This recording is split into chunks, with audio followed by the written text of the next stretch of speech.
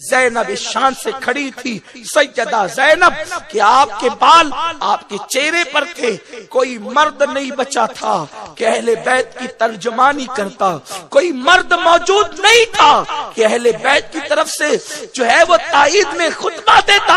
اللہ اکبر، سیدہ زینب نے خطبہ شروع کیا۔ زینب کا کوفہ کے دربار میں خطبہ بڑا مشہور ہے۔ زینب جب خطبہ دے رہی تھی اس وقت عبداللہ ابن عفیف صحابی رسول وہاں پر موجود تھے، وہ نابینا تھے، وہ لوگوں کے ہاتھ پکڑ پکڑ کر کہتے مولا علی کیسے آ گئے، مولا علی کیسے آ گئے، یہ تو علی کی آواز آ رہی ہے، یہ تو علی کی آواز آ رہی ہے۔ کسی نے کہا یہ علی نہیں ہے، یہ بنت علی ہے، یہ علی کی بیٹی ہے۔ کہا کیا ہوا؟ کہا اس کا گھرانہ لٹ گیا، سب بچے شہید ہو گئے، بھائی شہید ہو گیا۔ نبی کے خاندان کا کوئی مرد اس وقت اس پوزیشن میں نہیں کہ وہ خطبہ دے سکے، تو زینب خطبہ دے رہی ہے۔ ابن عفیف زینب کے پاس آ کر کہتے ہیں بیٹی زینب، یہ تو تیرے بابا کی آواز ہے، تو اپنے بابا کی آواز میں خطبہ کیوں دے رہی ہے؟ تو نے اپنی آواز میں خطبہ کیوں نہیں پڑھا؟ تو زینب نے کہا چچا جان، دراصل عورت کی آواز بھی عورت ہوتی ہے، میری آواز کی وجہ سے کوئی فتنے میں مبتلا نہ ہو جائے، میں نے اپنی آواز کو علی کی آواز کا رنگ اور لہجہ دے کر اپنی آواز کو پردے میں کر لیا ہے تاکہ کوئی میری اصل آواز بھی سن نہ سکے۔ اسی لیے تو کسی نے کہا دربار میں بولی بھی تو لہجے میں علی کے، زینب نے کسی حال میں پردہ نہیں چھوڑا۔ وہ نبی کی شہزادیاں ہیں جو اللہ اکبر بولنے پہ بھی آتی ہے تو اپنی آواز کو بھی پردے کا رنگ دیتی ہے۔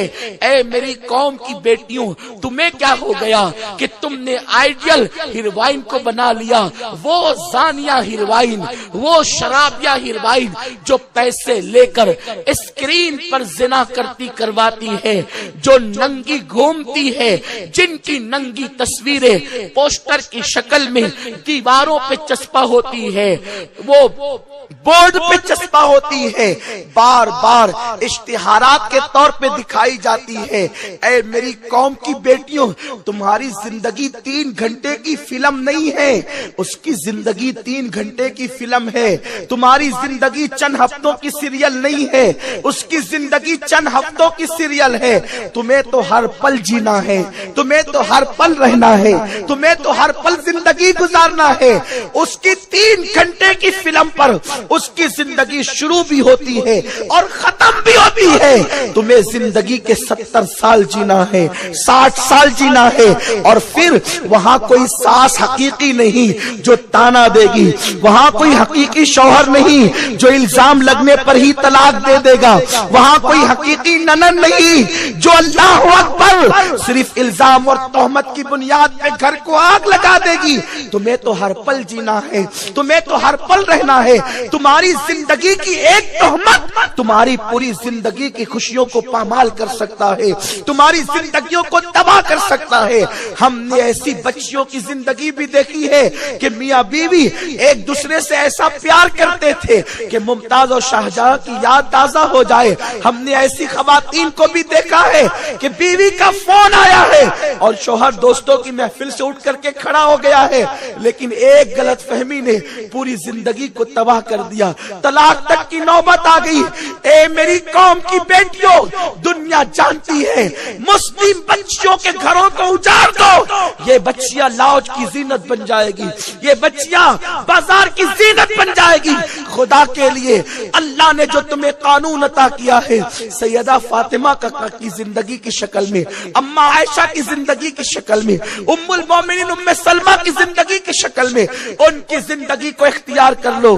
اللہ اکبر، وہ کتنی حسین زندگی رکھتی تھی، ان کے گھروں میں فاقے تھے لیکن ان کے گھروں کے اندر گناہوں کا ماحول نہیں تھا، ان کے دامن پر پیوند تھے لیکن ان کے دامن پر گناہ کے دھبے نہیں تھے۔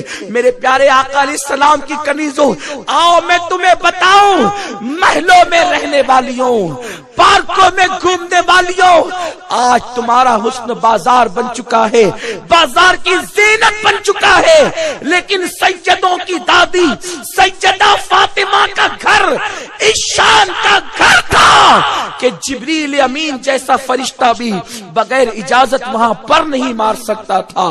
ان کے گھر میں بے اجازت جبرائیل آتے نہیں۔ قدر والے جانتے ہیں قدر شان اہل بیت۔ علامہ اسماعیل حقی رحمت اللہ تعالی علیہ تفسیر روح البیان میں لکھتے ہیں، 4 جلد میں، اللہ اکبر، فرماتے ہیں کہ ایک مرتبہ اللہ نے حضرت اسرائیل سے، موت کے فرشتے سے کہا، اے اسرائیل، جب فاطمہ کی موت کا وقت آئے گا تو اس کی روح نکالنے تو نہ جانا، اس کی روح نکالنے تو نہ جانا، میری بندی فاطمہ کی روح میں خود قبض کروں گا، اس لیے کہ فاطمہ تجھے بھی اپنے حجرے میں غیرت کی وجہ سے گوارا نہ کرے گی۔ آپ غور کریں، یہ سیدہ فاطمہ کی غیرت ہے، یہ سیدہ کائنات کی غیرت ہے، یہ مخدومہ کائنات کی غیرت ہے کہ موت کے فرشتے کو بھی حیا اور غیرت کی بنیاد پر وہ اپنے حجرے میں گوارا نہیں کرتی، تو قدرت کا فیصلہ یہ ہے کہ تو نہ جانا، فاطمہ کی روح ہم اپنے دست قدرت سے خود قبض کریں گے۔ اللہ اکبر۔ ایک طرف غیرت فاطمی یہ ہے، تمہیں کیا ہو گیا، تم سیدہ فاطمہ کی کنیز ہو، کنیز فاطمہ کہلاتی ہو۔ انٹرنیٹ پر آج میری قوم کی بیٹیاں اپنے رشتے کے حوالے سے خود گفتگو کر رہی ہے، ایک بات بہت دل پر لکھ لینے والی ہے، جو لڑکے اپنے ماں باپ سے غداری اور بے وفائی کر کے تمہارے ساتھ بلند بانگ دعوے کرتے ہیں، جو ماں باپ کا وفادار نہ ہوا وہ تمہارا کیا وفادار ہوگا۔ اپنی زندگی کو کہ فیصلے خود مت کرو، تمہارے اندر اتنی طاقت نہیں، صلاحیت نہیں۔ ہاں، اللہ نے تمہیں اتنا اختیار ضرور دیا ہے کہ ماں باپ اگر تمہارا نکاح کہیں کرنا چاہتے ہیں اور وہ تم سے مشورہ کرے تو تم ہاں یا نہ میں دونوں جواب دے سکتی ہو۔ میرے پیارے آقا علیہ السلام کی کنیزوں، آج حالات بڑے پرخطر ہیں، بڑے خطرناک ہیں۔ دنیا نے پلان بنایا ہے، آپ کو نہیں پتا۔ ایکتا کپور نے انٹرویو دیتے ہوئے کہا کہ ہم نے سیریل صرف اس لیے شروع کیے تاکہ شادی شدہ عورتوں کو اور قوم کی بچیوں کو یہ پیغام دے سکے کہ جیسے مرد کئی عورتوں سے تعلقات قائم کر سکتے ہیں، ویسے عورتیں بھی کئی مردوں سے تعلقات قائم کر سکتی ہیں۔ میری بہنوں، خدا کے لیے اپنی آبرو کی حفاظت کرو، اپنی عزت کی حفاظت کرو۔ تم ابتدا میں یہ کہتی ہو میرے بوڑھے باپ کو کیا سمجھتا ہے، میری ماں کو کیا سمجھتا ہے، اور تم اپنے فیصلے خود کرتی ہو۔ ایک وقت تو پھر وہ آتا ہے کہ تمہیں رونے کے لیے مزدور نہیں ملتے، صرف روتی ہو، صرف روتی ہو۔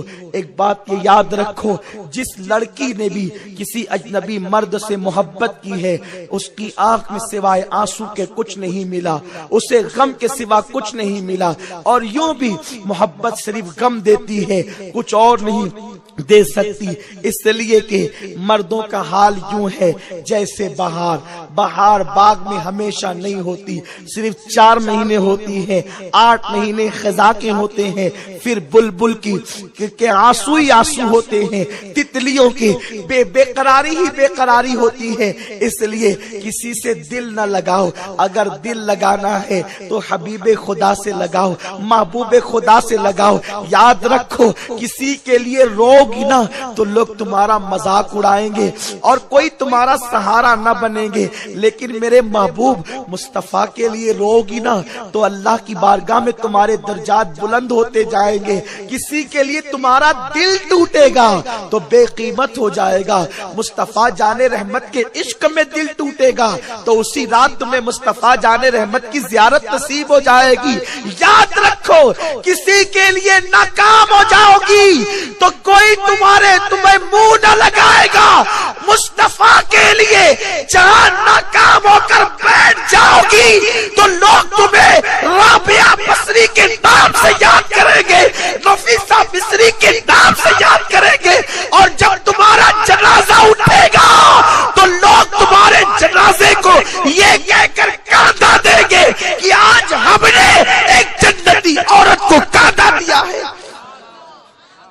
جاتے صرف آخری بات آپ کو بطور واقعہ کہہ کے جانا چاہتا ہوں، زندگی میں گناہ ہوتے ہیں، ہوتے رہیں گے، کاش کے گناہ کے ساتھ احساس گناہ بھی ہو، توبہ بھی ہو، زندگی میں انقلاب بھی ہو۔ زندگی کھیل نہیں ہے، زندگی فلم اور سیریل نہیں ہے، یہ بہت بڑی چیز ہے۔ اتنا قیمتی سرمایہ ہے کہ اللہ جواد و کریم ہے، ہر چیز بار بار دیتا ہے، لیکن زندگی صرف ایک ہی بار دی۔ کتنی قیمتی ہے زندگی، ایک بار دی، اس کے بعد نہیں دے گا، کسی کو نہیں دے گا۔ ایک بار دنیا کی زندگی دے دی، دوبارہ دنیا کی زندگی نہیں ملے گی۔ اس ایک بار کی زندگی میں یا تو تم جنتی بنو یا تو جہنمی۔ بات یوں ہے کہ اگر کوئی عورت گناہ سے توبہ کر کے سنور جائے، بہت قیمتی ہو جاتی ہے، اس لیے کہ گناہ انسان سے ہوتے ہیں۔ حضرت سیدنا ذوالنون مصری رحمت اللہ تعالی علیہ بہت بڑے بزرگ ہیں۔ ایک مرتبہ ان کے دور میں ایک خوبصورت لڑکی حالات کی ماری رقاصہ بن گئی۔ ناچتے ناچتے اس نے ناچنے میں اتنی مہارت حاصل کر لی کہ وہ وقت کی بہت بڑی رقاصہ کی حیثیت سے جانی اور پہچانی جانے لگی۔ ایک دن مصر کے کچھ لوگ جو سنجیدہ تھے وہ آئے اور آ کر کہتے ہیں، ذوالنون، تم جیسا ولی جس شہر میں رہتا ہو، وہاں اگر رقص و سرور کی، ناچ گانے کی محفل میں نوجوانوں کی اکثریت پہنچے، افسوس ہے۔ حضرت ذوالنون نے کہا ہوا کیا؟ کہا ایک رقاصہ اتنا عمدہ پیمانے پر اتنے فن کے ساتھ ناچتی اور گاتی ہے کہ قوم کے جوان تیزی کے ساتھ ادھر بڑھ رہے ہیں۔ ایک کام کرو کہ اس رقاصہ کو تم شہر بدر کر دو۔ تم یہ کام کرو گے تو کوئی آبجیکشن نہیں ہوگا، ہم کرنے جائیں گے تو 17 سوال کھڑے ہوں گے۔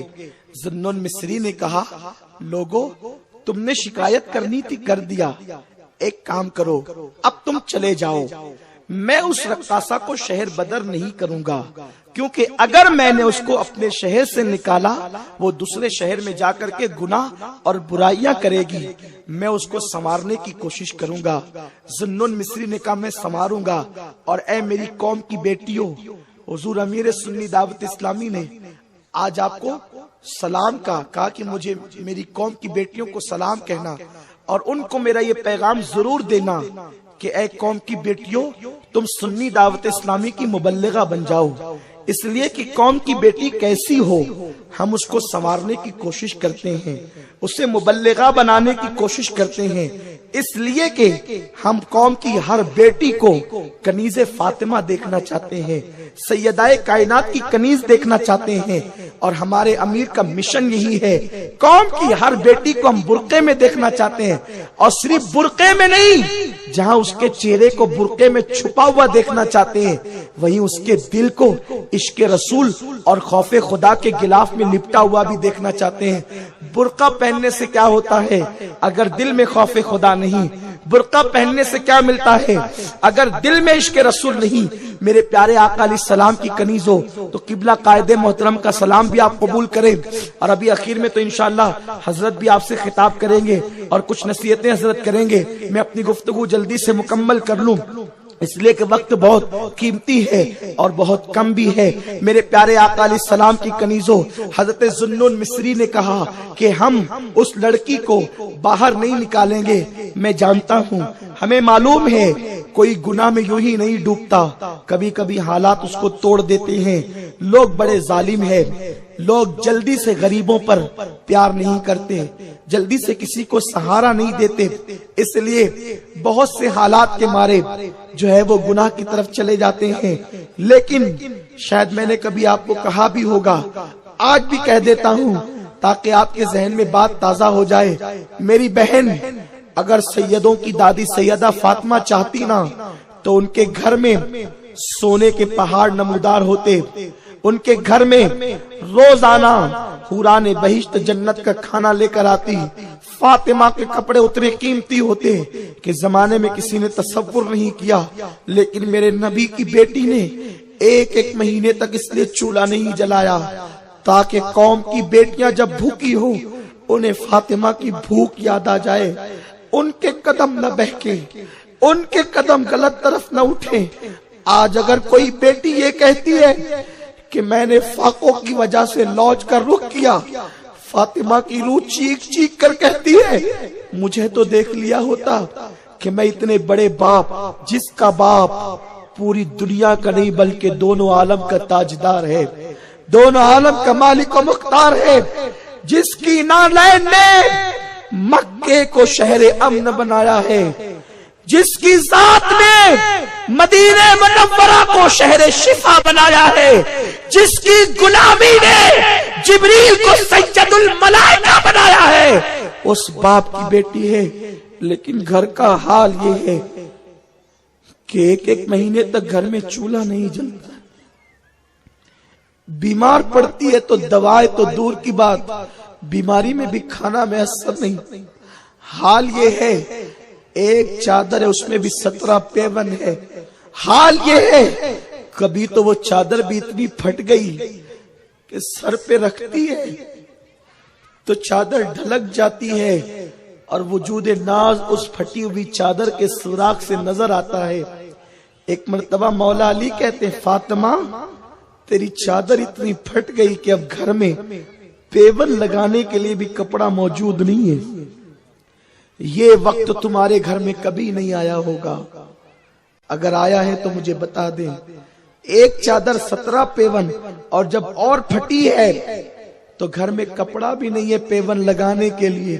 مولا علی کہتے ہیں فاطمہ جاؤ اور جا کر کے حضور سے کہو کہ حضور تم ایک چادر اور ایک دوپٹہ تو دے دیں, لوگوں کو جھولیاں بھر بھر کے دیتے ہیں, بیٹی کو تو دے دیں. سیدہ یہ کہہ کر انکار کرتی ہے مجھے حیا آتی ہے کہ میں اپنے بابا سے کچھ مانگنے جاؤں, مجھے اچھا نہیں لگتا.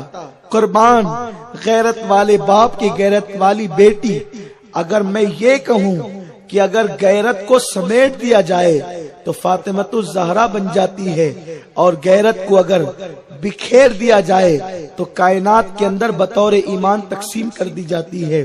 یہ سیدہ کائنات کی ذات ہے.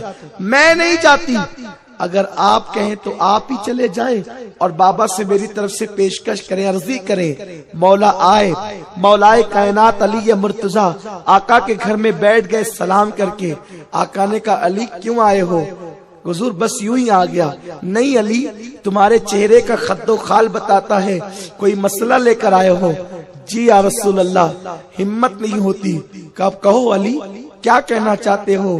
مولا کائنات نے کہا جس کی منقبت ابھی آپ سن رہے تھے وہ علی جس کی شان یہ ہے, طریقت جس کے گھر سے نکلی ہو, ولایت جس کے گھر سے نکلی ہو, غوث و خواجہ جس کا نام جپتے جپتے مقام غوثیت اور ولایت پر پہنچے ہو, وہ علی ہے کہ اگر ایک کنکر پر پھونک دے تو وہ جواہرات میں تبدیل ہو جائے. وہ علی اشارہ کر دیں تو پہاڑوں کو سونے کا رنگ عطا کر دے. وہ علی جس کے ہاتھ پر اللہ اکبر, جس کے ہاتھ پر فرشتے ہاتھ رکھنے میں فخر محسوس کریں. وہ علی جو خیبر شکن ہے, وہ علی اللہ اکبر جو مولود کعبہ ہیں, وہ علی جن کی ولایت سیادت امامت پر پوری امت کا اتفاق ہے. وہ علی اللہ اکبر کبھی زنجیر ہلتی ہے, کبھی در کانپ جاتا ہے. علی کا نام سن کر اب بھی خیبر کانپ جاتا ہے. وہ علی جس کا نام بھوک میں لے لیا جائے پورے یقین کے ساتھ بھوک مٹ جاتی ہے. وہ علی جو مشکل کشا ہے, وہ علی جو حاجت روا ہے, وہ علی جو وسیع رسول ہے, وہ علی جو عقی رسول ہے, وہ علی اللہ اکبر جو قسیم جنت و جہنم ہے, وہ علی جو ساقی کوثر ہے, وہ علی جس کا نام جنت کے دروازے پر مصطفیٰ جان رحمت کے ساتھ یوں لکھا ہے کہ محمد اللہ کے رسول ہے اور علی محمد کے بھائی ہے. علی کی شان یہ ہے. علی کہتے آقا حیا آتی ہے کچھ کہوں, کہو علی. حضور آپ کی گوشائے جگر، آپ کی لخت جگر، اس کا دوپٹہ اتنا پھٹ چکا ہے کہ اب گھر میں پیون لگانے کے لیے کپڑا نہیں، اگر ایک دوپٹہ دے دیں فاطمہ اوڑھ لے۔ میرے رسول نے کہا دوپٹے ہے تو دے نہیں سکتا، اس لیے کہ وہ بظاہر میری ملکیت میں نہیں ہے، کیونکہ ابھی بدر و احد کے یتیموں کا حق دینا باقی ہے، میں فاطمہ کو دوپٹہ کیسے دے دوں؟ البتہ اس وقت میری ملکیت میں ایک اونٹ کا چمڑا ہے اور بس اس وقت وہی میری ملکیت ہے۔ فاطمہ سے کہہ دو اگر اسے اپنے دوپٹے میں پیون لگانے کے لیے کپڑا چاہیے تو وہ یہ اونٹ کا چمڑا لے لے، قبول کر لے اور اسی اونٹ کے چمڑے کا دوپٹے میں پیون لگا لے۔ سیدہ کائنات کی طرف سے آنے والے علی وہ اونٹ کا چمڑا لے جاتے ہیں اور کہتے ہیں فاطمہ یہ آقا نے دیا، اسی کو اوڑھ لو۔ سیدہ نے اس کو بطور دوپٹہ اونٹ کا چمڑا اوڑھا۔ آقا تشریف لا کر اپنی بیٹی کے سر پر دوپٹے کے اوپر جب اونٹ کا چمڑا دیکھتے ہیں تو آنکھ میں آنسو تھے۔ حضور کی آنکھ کے آنسو دیکھ کر علی بھی روئے، سیدہ بھی روئی۔ میرے نبی نے فرمایا بیٹی اس بات پہ خوش نہیں ہو کہ دنیا والوں کے لیے تو دنیا کی نعمت، محمد اور آل محمد کے لیے جنت کی نعمت۔ یہ سیدہ کی زندگی ہے، تمہارے گھروں میں تو تجوریاں بھری ہے، پھر بھی تم بالوں کی نمائش کر رہی ہو۔ مجھے بتاؤ تو صحیح، جس کا بابا اتنا مالک و مختار، اتنا عظیم ہو کہ جس رسول کے صدقے پوری دنیا پل رہی ہو، جس کے صدقے سب کو جنت ملے، اس فاطمہ نے اونٹ کا چمڑا کیوں اوڑھا؟ میرا ایمان ہے اگر فاطمہ اشارہ کرتی تو جنت کے جوڑے فاطمہ کے گھر میں اتر پڑتے۔ آئے بھی کیوں اونٹ کا چمڑا اوڑھا؟ فاطمہ کو اپنی فکر نہیں تھی۔ سیدہ فاطمہ نکاح ولایت سے آج کے تمہارے حالات دیکھ رہی تھی کہ جب تمہاری غربت تمہیں عصمت کا سودا کرنے پہ مجبور کرنے لگے تو تم فاطمہ کی غربت کو یاد کر کے اپنی آبرو کی حفاظت کر سکو۔ سیدہ نے اس لیے اتنی مشکلوں کا سامنا کیا تھا، اتنی تکلیفوں کا سامنا کیا تھا۔ بہرحال میرے پاس وقت نہیں کہ میں سیدہ کی زندگی پیش کروں، اللہ ہمیں وقت دے تو ہم کبھی اس پہ گفتگو کریں۔